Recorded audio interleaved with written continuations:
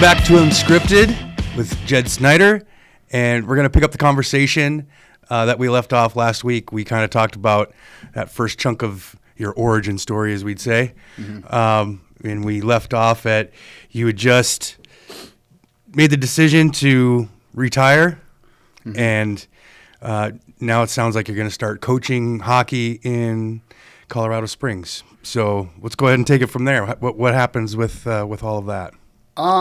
Well, yeah. So basically, what ended up happening was I jumped in with the Tiger organization. So Greener, he's the executive director of Colorado Springs Amateur, and at the time he was just coaching Tyler Green, who's a former Bighorn, and a few of the other guys like Johnny Peterson, Tyler Aldridge, guys that all played here when Mike and I came here. And we just started with a 15 hybrid AAA team, 16 AA team. It was like they played up in 16 AA in Colorado, and then we would go do the North American Prospects Hockey tournaments at the 15 AAA level. And the success from that was amazing, and just kind of continued on helping that. After that year,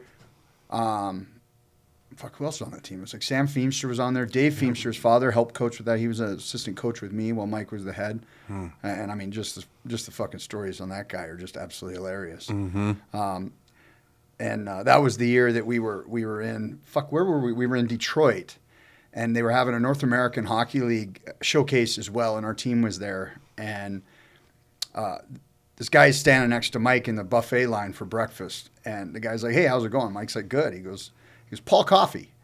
And Mike goes, "Yeah, I know who you are, bro." You know, so I come down, I'm just hungover bad, and I'm just like not even paying attention to the brunch line, and we're just going through, just loading my plate up, just trying to sit down, just trying to get my head right. And Greener sits down and comes over, he goes, "Hey, Mike, you mind if I join you?"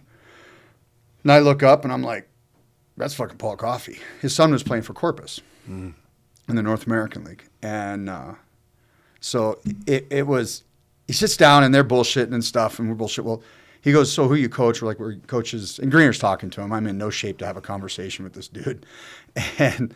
And he starts talking about Dave Feemster. He goes, "Femur?" He goes, "Femur?" He goes, "You got femur on your team?" So anyway, and anybody that knows Dave, he's a very, very gregarious, very just an awesome, awesome, positive human, right? And he'll say hi to anybody. He'll talk to anybody. It's pretty awesome. And so Femur was in the line, and he comes over, and Coffey goes, "Femur!" And Coffey looks at him and goes, "Cough!" And it was like they hadn't seen each other really since Chicago. Was Femur playing for Chicago? In the first round of the playoffs when Edmonton just kicked the shit out of him. And he hadn't seen him since then. So listen to their stories and shit was actually quite funny, which was that first year that we all coached together. And then, was it the second? I can't remember. Anyway, so when we started, that was kind of like that whole process into the coaching stuff. And then as Tyler moved up, Mike moved up, I didn't. So I ended up started going into more of the training side of things. So I started developing training stuff that would, that way I could work with kids, because they've got an amazing facility in the Springs, with the SDC that you've seen, their development center and that sort of stuff. It's really top notch. So, to be able to work in there with the teams and this or that was pretty cool. I want to say I started with them when they were 13. Anyway, I can't remember. So, and I got 2 years of coaching under it before Tyler moved up to the 18 AAA. And then at that point, they already had their staff in place at that point. Sure. So, then I moved towards more of the fitness side of things and just kind of more of a support role, whatever they needed on that aspect. Sure. But yeah, the other part of the coaching stuff was when we were in Great Falls. Remember, we touched on that last time, and that was an amazing experience, coaching Tier 2 junior and having that in there as well. So be able to do that with Mike, and then be able to fast forward 15 years, 20 years, be able to do it again, and then obviously having this venture now, For sure. That's a really great story about Feemster. I know that just spending even 2 minutes with Dave Feemster, former NHLer, is time well spent. And just the stories that he has. I'd never heard the Paul Coffey story, so that was really cool. So it was funny. My billet dad, my senior year in Michigan, I was playing for the Western Michigan Wings AAA. I was a captain of the team there, and I would bounce between the Junior K Wings and the AAA team. And we started out the season with a guy named Bob Lemieux. Bad news, Bob. Bob was a massive human from Montreal. Amazing guy. He actually was involved with drafting Herb Boxer, who was actually the first ever American draft pick. And I mean, if I'm wrong, I know they're gonna fucking slaughter me on this thing. But because he was with the Fort Worth Wings in Fort Worth, Texas. Okay. And then I'm trying to remember. Well, anyway, Herb Boxer's son, Mark Boxer, coached with Greener all the way through and was on the ice with them. So anyway, long story short, Bob Lemieux was working for the Montreal Canadiens organization because he played for the Canadiens, and got run from behind at like 19 years old and broke his back. So he was done. So the Habs gave him a job for a while, and then he got on with the Detroit organization. They moved him to Fort Worth, and then he's the one that established the K Wings, the Kalamazoo Wings, in the IHL. Wow. And won 4 Turner Cups there. And that's what, anyway, this is my head coach at this time when I was 17, and he was my billet dad. I was living with him and his wife, Mariette. And just an amazing, amazing human. So anyway, fast forward to this time with Feemster, we were talking about whatever, and I told him about my billet dad. And he's like, Bob Lemieux. And I'm like, yeah. He goes, when I was with the World Juniors and they were in Quebec that year, he goes, Bob was taking me out to dinners because Montreal was going to draft Feemster, but it ended up being Detroit, I think, or Chicago, or whatever, wherever Feemer ended up. I think it was the Fort Worth. There was like the Fort Worth Wings, and it was the Dallas Blackhawks in the old Central League, as I believe is what it was. Wow. So yeah, Detroit didn't end up getting him. Montreal didn't, but Chicago ended up drafting him. How about that? So it was like, and so here's this weird story of like how it all fucking combined and tied together through hockey, which is hilarious because as you get further up the hockey ladder, the smaller the circles get, which is fucking hilarious, man. So it was funny because I started listening and following that Ice Guardians podcast. Mm-hmm. Was it Brett Hall, Kelly Chase, yep. Matthew Barnaby was on there, I think Brad May, and a few other guys and stuff. And I started laughing because their stories are fucking hilarious.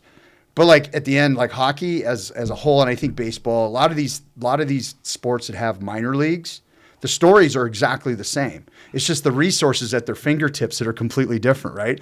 Like at the NHL level, their chicks are hotter and they've got a lot more money to do whatever the fuck they want, right? When we were in the minor leagues, like it was dive bars, not very attractive strippers and, whatever else you could get for yourself. But the stories are the same.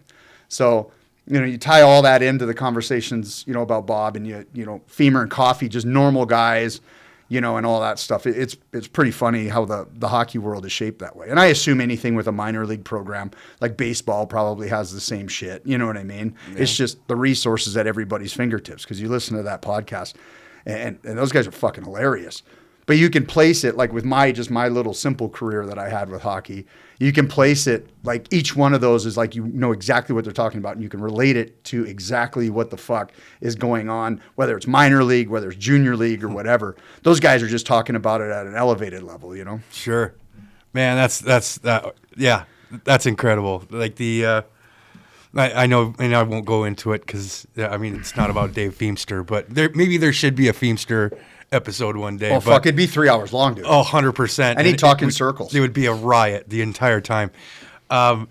So let's go back to that group of guys. So, obviously you guys become close-knit, right? And that happens as you coach them year over year. 100%. And so talk to me about what you guys saw back in Colorado Springs in this group, right? Because obviously these were special guys. The Null wanted a lot of these guys. A lot of them played in the Null too. So what was it about this group? And we're going to kind of set the table for how they get to Helena later. But absolutely. What was it about this group and how they stuck together, played together? What did you see as a group? So it was like there was no secret that the 01 group across hockey board was special. Like a lot of great players were in that 01 berth here. And Springs were no different, with Tyler, Johnny, and I'll just use those guys as an example because, I mean, Johnny was just here this weekend. But, like, I'll just use those guys as an example because I trained with them and I did all that with them, so it's a lot easier for the discussion point. Sure. But, like, they actually, like, that – it was just just the way the group was across hockey. Like, it was just a large number of kids and a lot of high-end talent in that birth year. And so but they bought in. You know what I mean? And we've talked about that, I think it was episode 2, and you got to just eventually flip that switch. Mm-hmm. And we had literally like 15 players flip that switch. So they were a very, very special group in that aspect. I mean, obviously, that's Tyler's group, and they'd all been playing together their whole lives. Mm-hmm. You know, some guys were plug and play in and out, but for the most part, the same nucleus was like Tabor Gutchick. Fuck, man, who else? Like there was, I'm drawing blanks, but like Corbin Skinner. I don't know if he was with. No, he wasn't with the Tigers. No. He was at, but like Johnny Peterson, Adam Aldridge, Tyler Aldridge, Liam Bland. Yeah. Shit, basically like fucking 8 of our fucking Bighorns that came up here that first year. But anyway, so they were just they just had all bought in. They were all drinking the Kool-Aid. They were all pulling the same rope. Whatever analogy you want to use, it was pretty awesome with that group.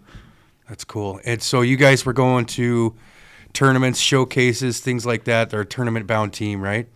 Can you kind of explain that for people? Like, you know, what – because Montana people don't really realize hockey at that level. Yeah. You're constantly on the road. You're in planes. You're on buses. So the AAA levels is pretty aggressive. The model's pretty – so you'll play in like a league, right? Like if you're a national-bound team – you play in a league, which gets you to Western Regionals, which gets you to Nationals, right? So I think Colorado, Utah.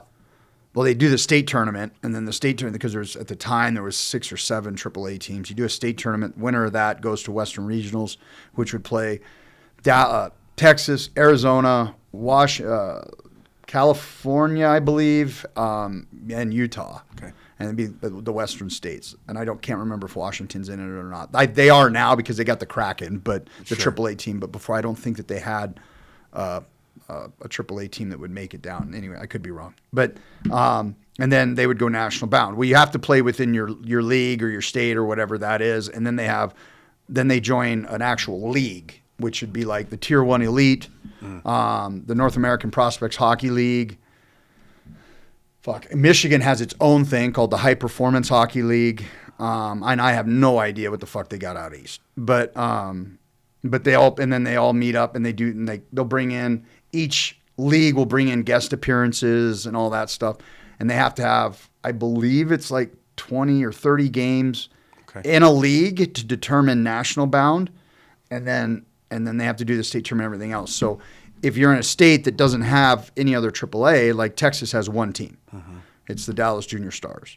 They are literally gone 10 to 12 times a year to the Tier 1 events, right? So, like, they are literally on planes and vans and buses all year. Right. They're playing the Junior Sharks and the Junior Phillies and the Junior... Yeah, one weekend they're in Anaheim. Yeah. Next weekend they're in fucking Chicago. The next weekend, just pick something, right? And they're just kind of all over the map. For sure. Okay, so how long were you in Colorado Springs before you and Mike started having a discussion about the Bighorns? And how did that discussion even come about? So I was getting to the point where I wasn't coaching there, whatever, and my parents are getting older. Like, everyone sees my dad walking around. He's actually 6'4", not 5'7". But he's got health issues and stuff. And I had been gone, I mean, literally from 95. Like, I have never been back. I mean, you count a couple of months here or there, but like I just was gone. So it just came about that I came home and they were just getting older, and I'm the only one. So I was like, well, you know what? It's time. I'm in a spot financially and everything else that I can live wherever I want to. So I was talking about moving home. So Mike and I would always, like, whatever Tyler was playing or whatever, we'd always sit at his house, have beers, and pull up hockey TV and watch it. And we were just sitting there, and we just had like this. It was just like a fucking harebrained idea, man. Like, legit. Like, fuck, what are we going to do? And like, you know, and you're that good of friends with somebody, you're going to move. You don't want, you know what I mean? How can we keep doing shit together? Cause it is a lot of fun. Like you're going to try. And that was the biggest conversation piece with this. And then it's like, wonder what our fucking the old hockey team in Helena's doing. And he was like, I don't know. So we pulled it up on hockey TV, and it was like, it just so happens there was a fucking game on. And it was like, wow, maybe they're really packing it in. No. Not even close. Not really. You could tell that they were struggling a little bit. And so I said, I wonder if they're for sale. And we'd always talked about if we could do it, we would do it a certain way.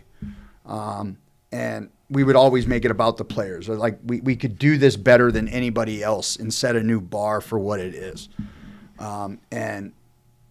And so it was just as the conversations kind of got rolling, it was just kind of like, well, let's put our money where our mouth is. We've said we could do it, create the ultimate franchise and do it better than anyone else. Make it about the players the way hockey's supposed to be, as opposed to about money, as opposed to about coaches' egos, as opposed to whatever. It's about the players, and it's about the product on the ice, and it's about the community involvement with the product. Like that's what hockey is. That's what hockey should be. And I came up and I met with Stan Seneschal. He kind of brokered the deal, and I snuck into the rink, watched a couple practices, got Mike on a plane, and came up. He met with Damon, and at the time, Damon had just taken over from Bob Richards. And so he was a really new coach. He went from third assistant or some shit to head coach, and he just kind of jumped in and rolled with it. And we kind of took him under our wing and, you know, talked to Jasmine Talley. She was in, and we just kind of made it happen. It was just last spur of the moment shit. We were just like, what, this is going to be it's either going to fucking make us or break us. So. Wow. So how did Tyler Green get here first? Because he didn't come that year after you I think he got here. Well, him and Johnny came in. So real funny story. So Chris Shadow, who I played with Helena Ice Pirates, and if anybody doesn't know who Chris is, like you're missing out, because he's one hell of a human, and fuck could he fight. And fuck, I think what it was, he played 3 years in the Frontier League, ended up with like 1,800 fucking penalty minutes or some shit. Like, shocker. Yeah, couldn't skate a fucking lick. I'm sure he'll tell me I'm an idiot, but I couldn't skate. But just a fucking rad human, like just an awesome human. And so Mike and I were up, and so we basically got a hold of Stan, who was the general manager, and we talked to him on like, hey, we can bring up a couple of guys. You're going to play Butte. And we got a hold of Tyler and Johnny. And mind you, Tyler, and you know, it sucks because hockey is it's like, for the most part, as a whole, like it can be pretty greasy. Mm-hmm. And I don't want to say dirty business, it's just greasy. And there's a lot of people out there that are just not in it for the right reasons. And so, good way to say you know, you can, and that, you know, we can get on a whole nother tangent, but that's kind of where the advisor thing came from, right? Because just shitty coaches didn't have the players' interest at heart, so they created like this subculture of advisor now for kids, and it's just gross. But anyway, so, you know, Tyler was playing in North American League when he'd leave AAA at like 17, 18, and that sort of thing, and you know, he'd been kind of kicked around and whatever, and not that he should have played, you know what I mean? But he just got bent, and so he was sitting at the house, and Mike and I had this little harebrained idea, this little project that we're working on, and we wanted to get a feel of the locker room and whatever else. So who better than to send Ty and Johnny? So first game, they're playing Butte, and they announce the starters, and Shadow's sitting on the bench, and he's standing there doing Shadow things, and they announce from Colorado Springs, and you see his head fucking pop up, and he starts looking around, and it says Ty Green.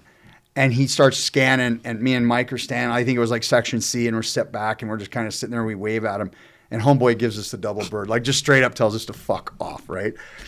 And so Ty goes out, and then another one from Colorado Springs, Johnny Peterson, and you see him at this point. He's just like, you guys are, fuck you, you know, and he's flipping, and like it's right before the national anthem, dude. Like and he doesn't care, you know what I mean? Right. So anyway, the culmination of the whole thing is that they dropped the puck. Ty went down, scored in like 4 seconds.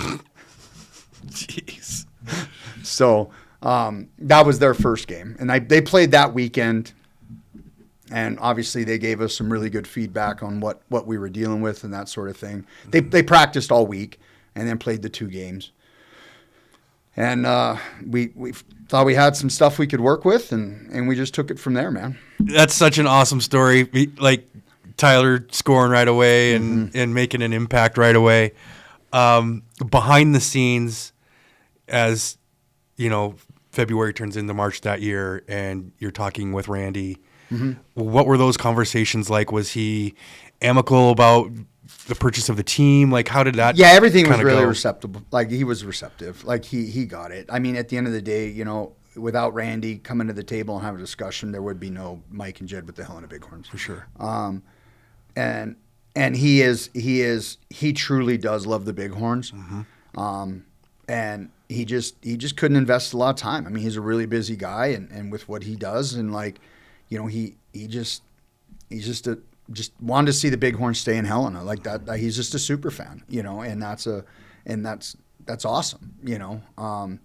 So he got everything that he wanted out of it, and you know, he walked away, and we were able to just take it and really start building what we wanted our vision for it to be. Because at the end, like, you need. And not to knock anybody that's not in the business, you either need to, if you're going to own it, hire the right guys to do it, or be the right guys for it.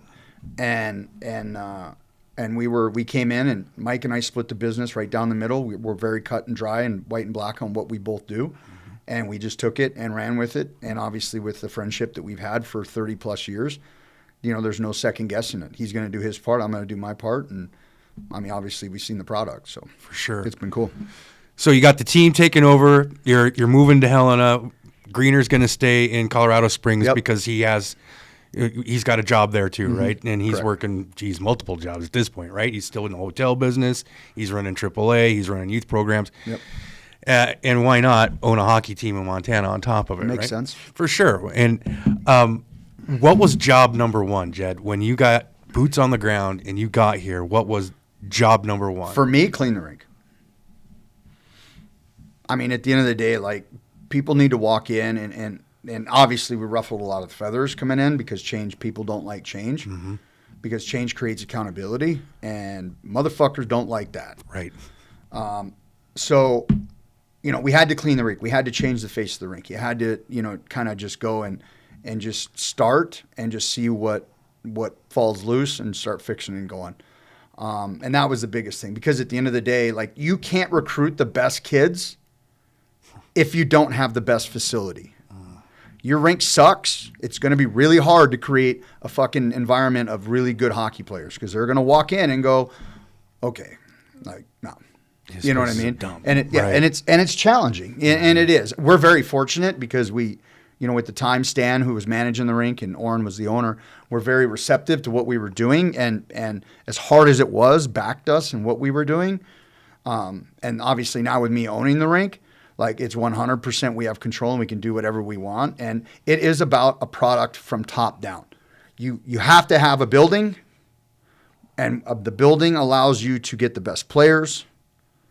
And then the best players, you need to have the best coach. You need to have, and it just goes down from there. The organization is built from the building down, you know, because like, you're doing a tour, and like, the kid walks in and like sees what we've got, goes upstairs, sees kind of the lounge, sees the locker rooms and all that stuff, and you know, sees the videos like that Social Flicks did, the Beyond the Bench stuff, and selling that and all that, and like sending that out to kids. Like, it's like that helps recruit national championships.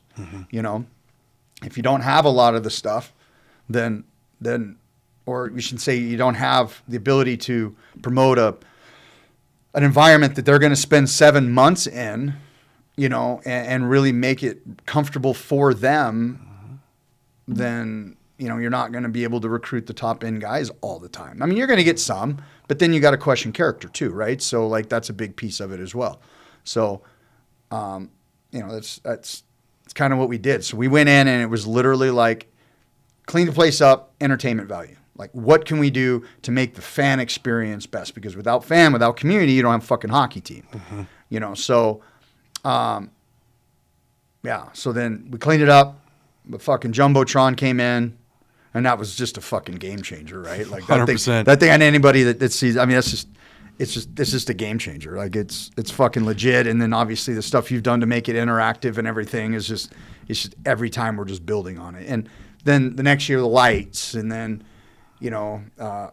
I know everyone bitches at me about the sound system, but I think this year we've got it dialed in pretty good. Mm-hmm. It's a lot cleaner, but it's funny because I think with the sound system, and even though people are going to still fucking complain about it, we were chasing the noise of the building. And so we would change up, we would turn just literally turn the knobs up and rip the fucking handles off and just get it as loud as we can so we can at least hear something over the fans. And at the end of the day, like, what was it last year? We just stopped doing that shit. Right. And we just were like, fuck it. Like, let's set it to where it sounds good. Yep. If they can't fucking hear it, then that's on them. For you know sure. what I mean? Yep. Quit trying to chase noise with noise. So, yeah, 100%. And so once we did that, it's cleared up and it's gotten better and whatever. But yeah. Yeah, it's been a really great journey, and for somebody like me that, a lot of Bighorns fans, a lot of new Bighorns fans have come on board since you guys have been here, and I, much like Damon, I was here in those early days when we didn't have but 200 people per game in the stands. We didn't necessarily have the greatest team, but we didn't have a terrible team. It was a different culture. It was a different environment, and I was around that first year when Scott had just won his last championship with this group, and we were turning over from, I think it was NORPAC into the NA3. I can't remember if it was from the NORPAC or not. And so there was just that transition there, and fans kind of get lost in this shift of things. But so a lot of new people just don't realize that what we have right now wasn't always that way. And you saw what you saw on TV, and you knew that you had something to offer. You knew that you could make an impact. And I just want to thank you for that, because I spent years in this place along with a lot of other great people that passionately wanted to see this thing succeed. And when you guys showed up, it sent a signal, I think, to not just the current fans, but it started attracting new people that, okay, here's some owners that are boots on the ground. Not a knock to Randy, not a knock to Oren, but an owner that can be here, boots on the ground, is maybe a little bit more in tune to the fan experience and to the sponsors, for example. And where I'm going with this is just to hammer home the point that what we have now is super special. When you saw the building packed early on, because wait, let's put a pause on that. I want to get back to the 01 group. Obviously, we're going to bring them all up to Helena. Talk me through that process. Why bring them up? Go. Okay, well, you talked about impact. So go back to what you were talking about. Mike and I had inside knowledge of this building and this team and what this town needed, because when I played here in 94, 95, and then it was, they were putting the bleachers in during main camp. And then I want to say, like, we scrimmaged the old Grizzlies, who just won the fucking Canadian National Championship for Tier 2.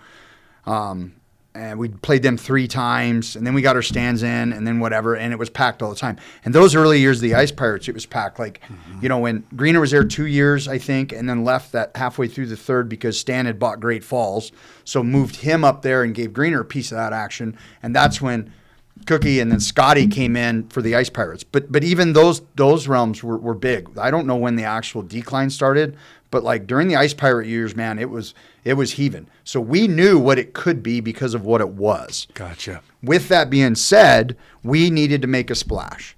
We needed to come in heavy. Like, we only get one chance to resell this, rebrand it, and resell it, and that's where the 01 group came in. Because they were a special group of kids, and all of them in their own right, man. Like you said, like they all spent time in the North American League. They all, because of COVID, because that was such a fucked up year, they opened doors to imports. Like, they could carry 45 fucking kids. All those guys just got crushed by COVID, and they were done. They were like, fuck this, right? So,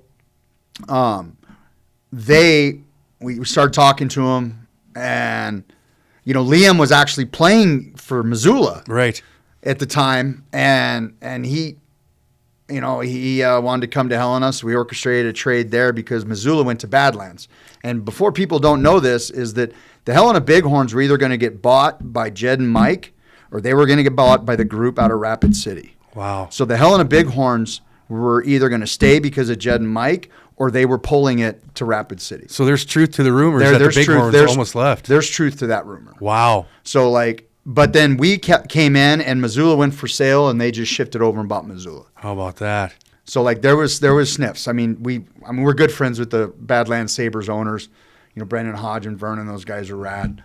But yeah, they were on the hunt. They were buying a franchise. They were either going after Helena or Missoula, and they found out we were talking to Helena, and they went right after Missoula. That's fantastic. So we got Liam in, and then Tyler, obviously, and Johnny came up, and then you got Buckholtz and Gutcheck and all these guys. I don't even know what the fuck Buckholtz was doing. I think he was playing pro roller hockey or some shit. Right. You know what I mean? So all these guys came back because this was get their group back together again and make a fucking massive push and make a splash. And it was so funny because our very first game, and we were fucking nervous, man. Our very first game was in Sheridan. And we drive down. Mike came up. I drove down. And it was hilarious because I'm getting ready to make a left-hand turn and turn into the hotel.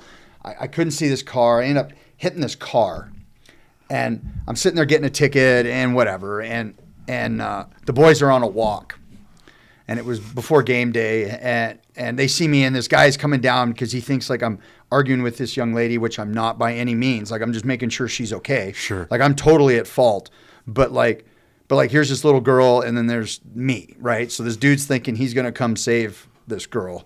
And I'm like, yo, bro, hold on. And she's like, no, he's being very nice. He's making sure I'm okay. And the guy's basically wanting to ensure that I'm not being an asshole. Okay. Well, it just so happens our whole team is walking.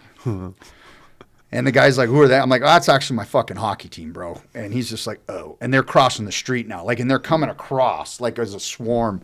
And homeboy runs off, and they come down, and they make sure she's good. These are our players, man, making sure she's okay, talking shit to me, and then they walk off, right? So we get it sorted. This is going into the very first game, Mike and I, as owners of the Helena Bighorns. No way. So we go to the game.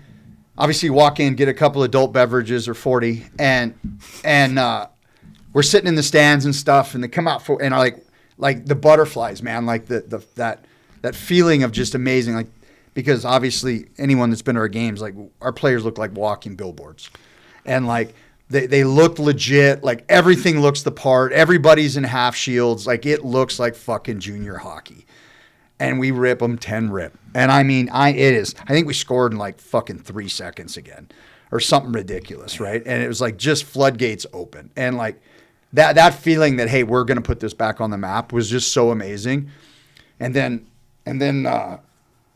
So the next time we show up a little later, and so you look and how everybody stacks the pucks, right? Mm-hmm. We do a pyramid, and then, we just stack the visiting teams, all nice and neat, but they can do whatever they want with them or whatever. Sure. So we walk in, and we're looking at it, and our bench, somebody stacked the pucks in the number 10. And we're like, okay. Then we look over, and the Sheridan's bench, the pucks are stacked like a penis. And we're like, is that, Mike's like, is that what I think it is? And it's like, oh, fuck, I think so, man. I think so. I think that's what that's supposed to mean. He's like, that's not good. And, of course, then warm-ups came out, and you see their team come out, and they're pissed. They hit the pucks down, and, we're like, oh, that's fucking embarrassing. Oh, wow. And then we end up beating them 10-1. So that's kind of how the first 2 games went right out of the gate after that whole summer of both of us just grinding like no other, So your first home game, mm-hmm. let's talk about that, because the fans showed out right away. It wasn't sold out, but it was bigger. It was a bigger crowd than Helena had seen. It was about 1,000, wasn't it? Yeah, it was over 1,000. It was a bigger crowd than they'd seen in years. Mm-hmm. What's going through you and Mike's head? Are you just as nervous? You've got your on ice product, looks like dialed in, but now this is your first home game. Talk Complete to me about mayhem. That. I can't even, to be honest with you, was drinking a lot during that day, I think, just because of the fact that we had no idea what to expect, man. Sure. Like and you've been a part of this. Like every year, something new pops up. It seems like we had no idea what was coming out of the fucking hat. Mm-hmm. It was. I mean, everybody had an amazing time. It was fun. You know, it was funny because when Stan was around and that sort of thing, he would always say, he goes, "You guys will sell out, but it'll take you a while." And that's fair. Like we didn't think the momentum would gain that fast. But it came out quick that the Bighorns are for real again. Mm-hmm. And they did. They showed up and it was I honestly, like it was so many games ago. All I remember truly about it was that we need fucking security. We need fucking more bartenders. Like we need this, you know. And that was that first year we built the corner bar. No, it was the second year. What year did we build the corner bar? Second year. That was the second year. Mm-hmm. We knew that we if we really wanted to create the best fan experience that we could, you know, we needed to create the corner bar. Like these were things, the first year's lessons were good because you know as well as I do, that first year against Gillette, dude, it was like there was one night, I'll never forget it. We almost had like a full-on riot because we fucked up the ticketing system. Mike was gone. It was me and Jasmine. Our ticketing system was kind of cave art. Like it hadn't evolved to where it is now. Right. But like, you know, it was like we had the table in the center, people coming in, they could purchase there, you know, and if they had passes, they had to show them. Like it was just kind of slow. And then somehow or another we were sold out, but we didn't fucking break down we didn't have anybody security-wise to keep people out. Oh. So when they shut down the fucking ticketing at like halfway through the fucking first period or whatever, because we were sold out, like people just walked away from it. And like next thing you know, we may have been allegedly over occupancy a little bit. And so it was, and I'm just sitting there, I'm like, I got nothing. Like, I don't even know what the fuck to do. Right. Like, and so it was, you know, it was just like, we weren't prepared for any of it. Like, and I guess that's my point to all this is like, we had no idea. Mike and I both agreed with Stan. Eventually we would sell out, you know, but not in like that timeline, like that time. I think it was by October. As long as we weren't battling football, we seemed to get over 1,000. And then when Gillette would show up, it'd be fucking sold out. Right. You know? Yeah, it was bonkers. In staying with that O-Run group and kind of going through that season, obviously it was very magical for the players and for the fans, for you guys. It definitely was for me. I got close with the gang, obviously, being on the road with them all the time, filming them. And, you know, we get into the national tournament, and, I mean, we're fired up, right? Mm-hmm. Like, this is the group. We just know it. We all, like, everybody is saying, this is the group. Like, we've got the juice. And obviously it didn't go that way, and it was devastating.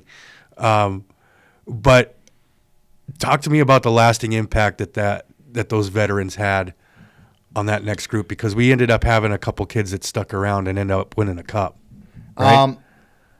So that group was just, I mean, I think just to be able to allow those guys to end on a high note, because of the turbulence that they had, coming through like their junior career, I think no matter what, like the way that we won the division, mm-hmm. you know, even getting kicked out at nationals, I think that as much as the tears were shed and all that stuff, I think that they were able to say they finished junior hockey with the best experience possible. Because really, at the end of the day, man, junior hockey for us in the NA3 is obviously we want to develop players, move players on. That's key foremost. But right.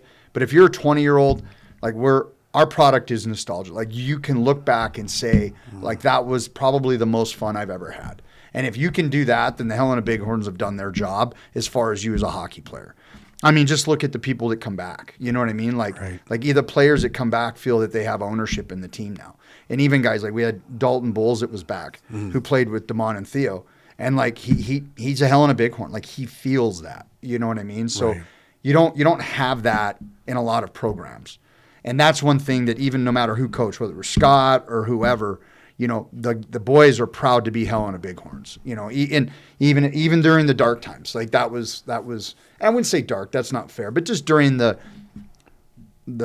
just existing times, right. You know what I mean? Yeah. Like we're just there. Well, 30 years is a long time, and you're gonna have ebbs and flows, right? 100%. So like, but like.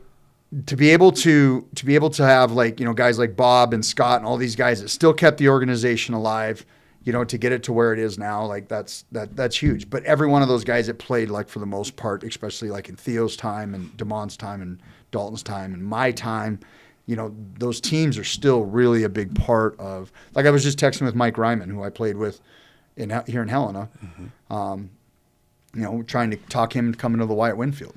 He was my line mate for half the season before he got traded.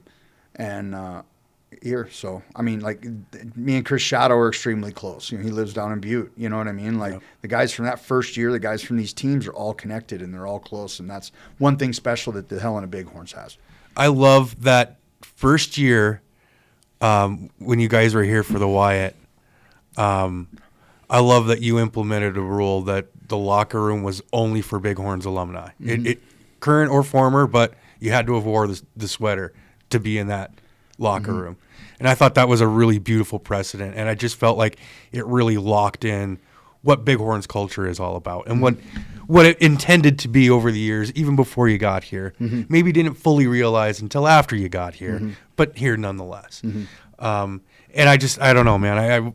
I commend you with what you've done with the place and with the people and the organization, obviously, and what you, Mike, have been able to do. So, from a hockey fan's perspective, thank you so much for all of that. But it's about the players, right? Like, and that's the thing, is that it's not about me, it's not about Mike. The game is about the players, the guys that strap it on every night. You are there, even as an owner, I'm there as a support group for them. I'm there to facilitate them.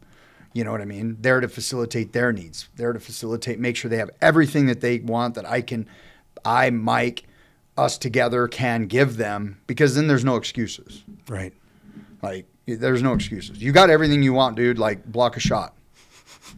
Right. Like fuck off. Like, you know what I mean? Like, you guys go early to road trips, so you got an extra night. You travel the day before. Like, we do everything we can to facilitate the player. And that's the main thing, right? When you build it towards that, and that's your goal, as opposed to money.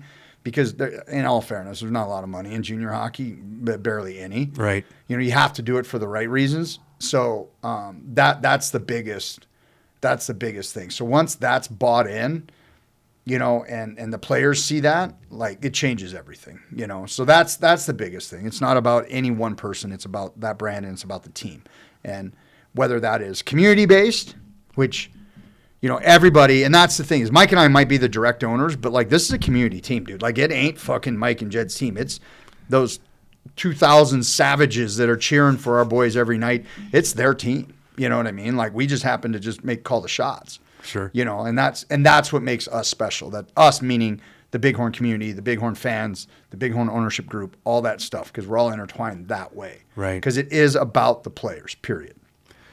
Man, that's awesome. And shit, like, I could talk about this all day with you. As a matter of fact, I think going into next episode for us here, I'd really like to talk about the cup winning group and kind of talk about the future of the Bighorns and the way that you see it, right? If you're good with that. Yeah, absolutely. So, yeah, great discussion, obviously, today for Bighorns fans. I hope you really enjoyed it. Ask Jed segment, back with another Ask Jed. Oh, boy. This one comes from Johnny Peterson. We were talking about Johnny earlier.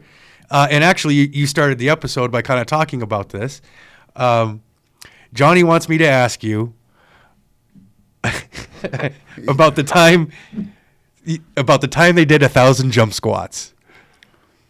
What about it? So you just said, ask him about the time we did 1,000 jump squats or whatever. Yeah, he's embellishing a little bit. 100%. It may have been about 500 to 600. But. So John, the way Johnny says it is that you guys, you were training Tyler. Yep. And they get in and they see on the board there's 10 reps of. There's 10 rounds of 10 reps. 10 rounds of 10 reps of 100 something. Okay. I don't know. Go. So basically, we would do the way that the training cycle would go is it would be. You'd have like a power day, an explosive day, and then you'd have like a kind of a culmination day. And the explosion day was jump squats.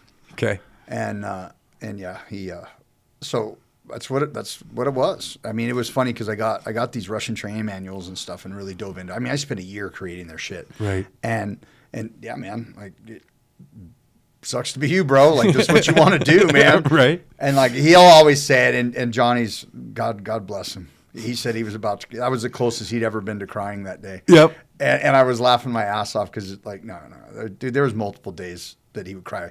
I'm surprised he didn't tell you about the fucking pushing the sled on concrete. He almost cried that day. The backyard fucking quadrant training. Like, yeah, he almost cried that day. So he I mean, in all fairness, Johnny probably in that aspect cried a lot. You know, internally, I never saw it, but that's fantastic. So, no, that was that summer before they were all going to their camps. No, they were. That would have been their year. That would have been their 18 year. So their last year at AAA. Tyler was with New Mexico.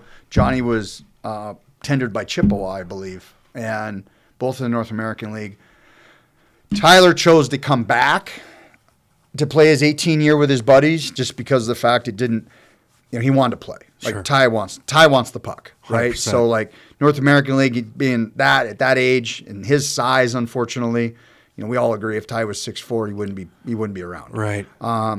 But he, you know, so he was just like, well, I'm not going to be on first power play. You know, I'm just going to finish out and then come back and have 2 years playing with you guys. And at the time, I think their coach was Phil Fox.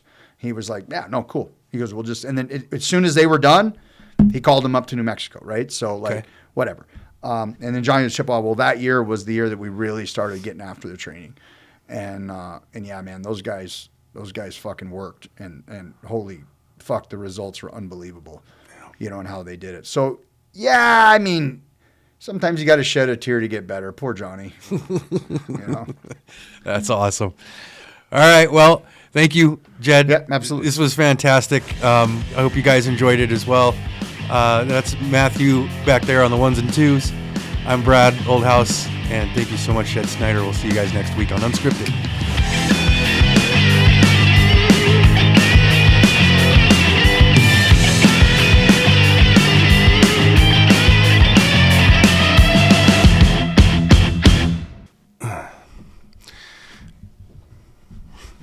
What the fuck was that? That was Locking eyes? fuck you. Locking eyes? Locking eyes?